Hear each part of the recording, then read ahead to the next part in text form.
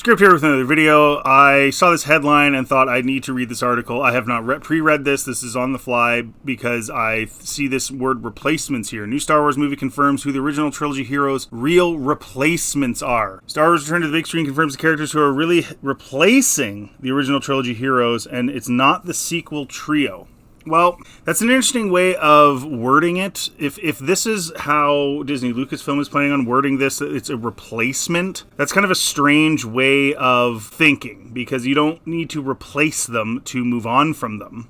Unfortunately, the thought process that they had when they were filming, for example, The Last Jedi, which is in the book about the making of it, I don't remember the name of it, where Filoni does in fact say and agree with the writers group, and he's the head creator, with the writers group, that they needed to diminish Luke in order to elevate Rey to the audience. So in an effort to make us view Rey as our favorite character instead of Luke, they made Luke a boob and a bum, didn't even put him in episode 7. So that's sort of, that mentality is there in the Disney Star Wars Lucasfilm Star Wars writing group. So replacement is not necessarily the wrong word here, although I really hope that's not what they're thinking of doing. But let's just check out what this article has to say. Star Wars has chosen the Mandalorian and Grogu to herald the franchise's long-awaited return to theaters, proving who the original trilogy's heroes' true replacements are.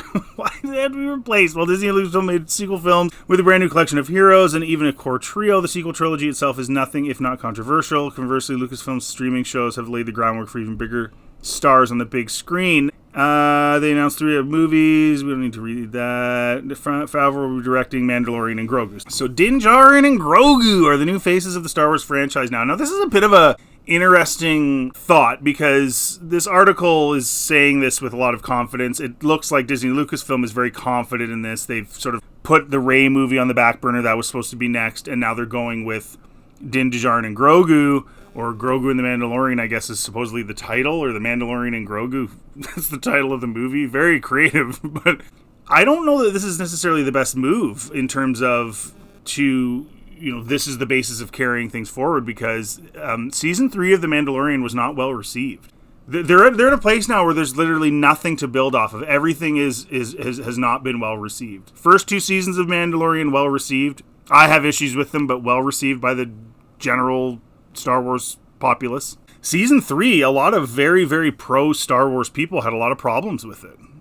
So they don't really have anywhere to bank on right now. If they bank on the Rey movie, well, that's going to be a problem. If they bank on the Mandalorian and Grogu, there's no guarantees that this is going to be everything everybody ever wanted. I mean, this could be okay, but it might not be very good at all, because again, Season 3 was not well received. This takes place after Season 3. The fact that Lucasfilm has chosen The Mandalorian and Grogu as their big return to the theaters since the sequels makes sense. Beyond the previous 3 films announced, this one is easily the safest and most bankable by leaps and bounds. Unfortunately, Rey's New Jedi Order movie is already building controversy due to comments from the directors Sharmeen Obaid-Chinoy, especially those who've been unfairly taken out of context. That's not why the movie's bad. No one wants to see a Rey movie. Nobody wants to see that.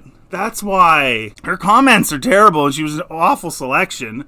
And by the way, there's some more recent interviews from 2022, for example, so this stuff about 8 years ago. She's just not the right person for the job. I said in a previous video, I get where she's coming from. That's her background. She's dealing with abuse in Pakistan. The problem is the women's suffrage movement doesn't exist in the West anymore. They have every bit, if not more, rights than anybody else. There's nothing they can't do. So this whole thing about, I need to represent women, why? It's over. You're fighting a battle that was fought 50 years ago. Like, this is the world we're living in. Everyone thinks they're the cause. They're the ones moving the world forward. But having said that, I can see where she would be in that position, because that's her entire background, is women are in suffering, even though literally women run Lucasfilm. So again, it doesn't make any sense why they would have chosen a documentary director, but whatever. James Mangold's Son of the Jedi movie will venture into bold and untested territory. Likewise, Filoni's movie is quite ambitious and will likely require more time, money, and further shows before it comes into theaters. They don't know what they're doing. In contrast, The Mandalorian and Grogu will be about extremely popular characters whom audiences already know and love.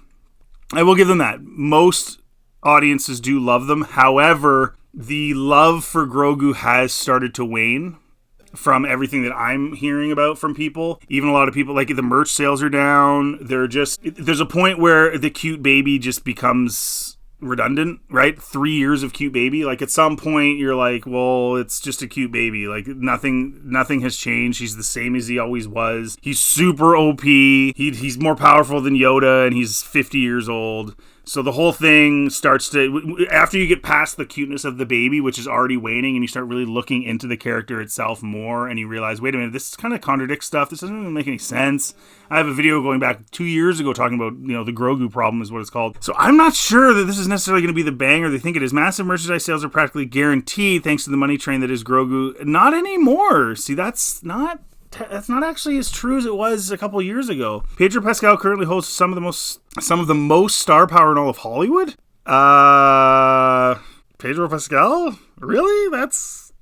I can think of like 20 people that are way bigger than him, at least 20. No, it might not be the most creatively ambitious project Lucasfilm has ever done, but going with The Mandalorian and Grogu is the most logical decision, promising the best potential success. Not promising the most success. We'll see. But yes, they don't really have any other option. With the return to the theaters, it also further confirms that Din Djarin and his newly adopted son truly are the faces of the new Star Wars franchise. So just let me break this down for you really, really quickly here. So for a second. So they were supposed to be making a season 4. Then they just, and the next movie was supposed to be the Rey movie. The Rey movie is terribly received. Nobody wants to watch it. And no, it doesn't just have to do with the director. The director was the little cherry on top of the already negative view of the Rey movie because nobody cares about Rey. So then what does Disney do? Oh no, what do we do? We're going to take a TV show character and turn it into a movie. And I don't think it's going to work, personally. I think Mando is a TV show character. He's not interesting enough to be in a movie. He doesn't say a whole lot. He's stoic. It's not going to work, I don't think, in a movie. Grogu certainly doesn't work in a movie. We've seen he is what he is. There's nothing left for him to do other than say something. So, oh my gosh, Grogu talked. I'm paying $15 to go see Grogu say something. Like, I don't think this is going to work. That's my personal opinion. But I can see where they feel like this is the only option to go with, taking a TV show character and putting it in the movie, because the movie characters were not well received and nobody wants to see them in a movie. So think how screwed that is. The sequels have screwed them. Nobody wants to see the movie character in another movie, so now they're forced to bring a TV show character and stuff him into a movie and hope that it works. That's essentially what it's almost an admission of guilt, really, when you think about it. Mandalorian Grogu means bringing back OT heroes is less necessary.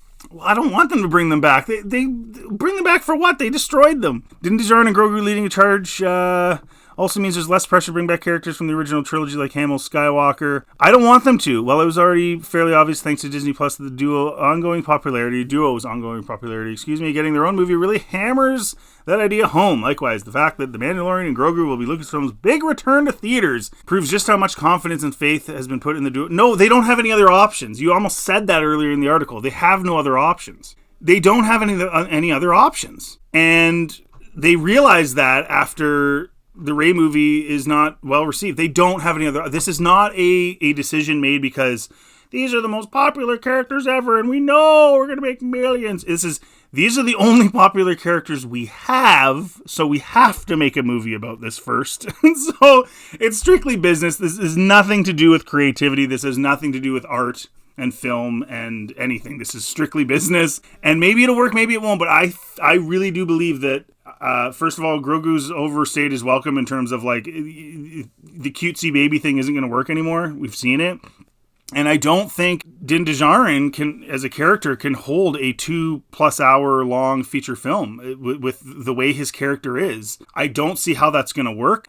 If you think about The Mandalorian as a show, even in the show, there's an awful lot of cameos and beloved characters and bounty hunters and things that titillated us, right? Stuff from the OT. I don't think he can hold down a movie on his own. So ultimately, they probably will cameo some people. Maybe they will cameo Luke into it, because I don't see The Mandalorian and Grogu being a $1 billion movie. I just don't see that happening. Maybe I'm wrong, but I don't think they can carry it on their own. His character's too stoic. There's not enough there for him to carry a feature film. A show, it kind of works because you do bits and pieces throughout time, and people watch the show and then they leave and then they come back the next week. And so but 2 straight hours of this guy who hardly says anything and it just kind of walks around all stoic and a baby gurgling. I don't think it's going to work. So that's my personal opinion, but this is purely business, purely necessity. You guys let me know in the comment section what you think. Are you excited for this movie? Do you think they have to jam in cameos, or do you think Grogu and